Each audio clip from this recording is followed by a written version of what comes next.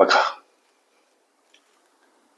एक मुलगा 15 किलोमीटर प्रति तास वेगाने 15 मिनिटं धावतो, तर 5 किलोमीटर प्रति तास वेगाने 15 मिनिटं चालतो. तर पूर्ण प्रवासातील त्याचा सरासरी वेग किती असा प्रश्न.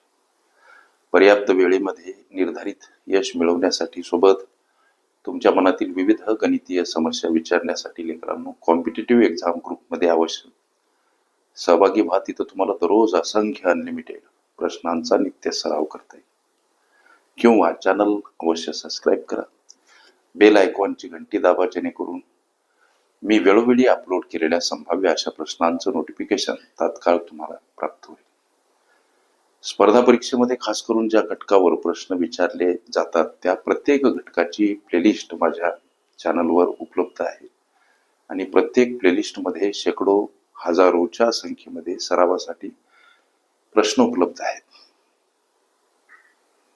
लेकरांनो, प्रश्न कुठलाही असू द्या, प्रश्नातील केवळ 4 शब्द गुगलवर टाईप करा, प्रश्न सर्च करा, सापडतो. जे प्रश्न नाही सापडत बिनधास्त विचारा. हा प्रश्न सोडवत असताना हा मुलगा 15 किलोमीटर प्रति तास वेगानं 15 मिनिटं धावतो. आता धावण्याचा वेळ हा एक प्रश्न. धावण्याचा वेळ किती, तर 15 मिनिटे एका तासातील, ही अशा पद्धतीची मांडणी. त्याचा हा मिनिटामध्ये दर्शवलेला वेळ तासामध्ये कन्वर्ट करण्यासाठी अशा पद्धतीची मांडणी करा.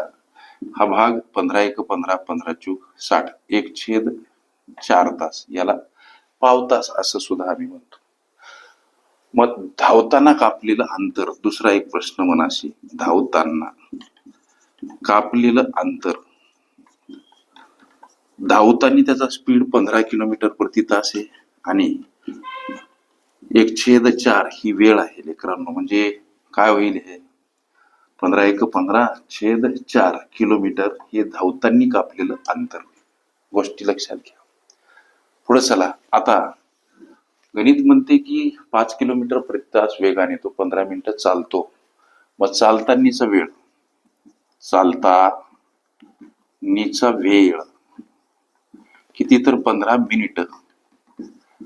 हा मिनिटामध्ये दर्शवलेला वेळ तासामध्ये कन्वर्ट करायचा, म्हणून तासाभरातील 60 मिनिटं छेदस्थानी मांडा. हा भाग 1/4 15 × 15 15 चूक 60, हे उत्तर तासामध्ये. आता चालताना कापलेलं अंतर, चालताना कापलेलं अंतर किती बाबा, हा प्रश्न आम्ही मनाशी केला पाहिजे. चालताना त्याचा वेग 5 किलोमीटर प्रति तास आहे, म्हणून 5 गुणिला हा वेळ गुणिला घ्या. लक्षात घ्या, वेग गुणिला वेळ म्हणजे अंतर. लक्षात घ्या, म्हणजे 5 × 5 1/4 किलोमीटर. लक्षात घ्या. आता एक दुसरा प्रश्न, एकूण वेळ. हा प्रश्न आम्ही मनाशी केला पाहिजे. एकूण वेळ हे जर समजलं असेल तर एकूण वेळ म्हटल्यास इकडेच लिहा. एकूण वेळ किती बाबा, एकूण वेळ चालताना आणि धावताना. वेळ सारखीच आहे, 1/4 1/4 1/4 अधिक 1/4 अर्थात 2/4 म्हणजे काय, 1/2 तास ही आहे वेळ लेकरांनो. आता एकूण अंतर,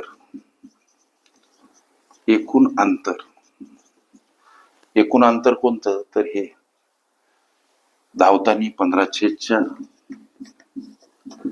आणि चालताना 5/4. 15 आणि 5 अंशातील बेरीज करा, 20/4. हा भाग जातो 5 न. 5 किलोमीटर हे लेकरांनो एकूण अंतर.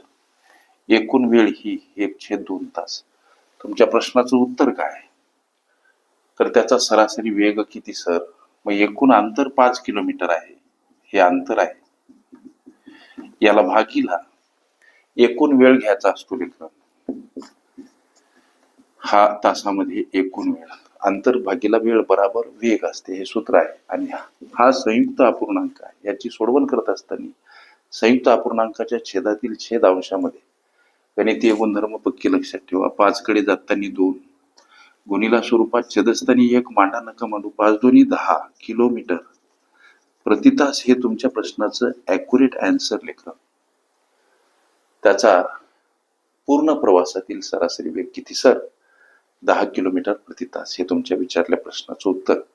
अशा पद्धतीच्या अनेक संभाव्य प्रश्नांचा सराव करायचा असेल, खरंच तुम्ही कुठली स्पर्धा परीक्षा देत असाल लेकरांनो, अवश्य चॅनल सबस्क्राईब करा, बेल आयकॉनची घंटी दाबा, जेणेकरून मी वेळोवेळी अपलोड केलेल्या संभाव्य अशा प्रश्नांचं नोटिफिकेशन तात्काळ तुम्हाला प्राप्त व्हावं. ओके.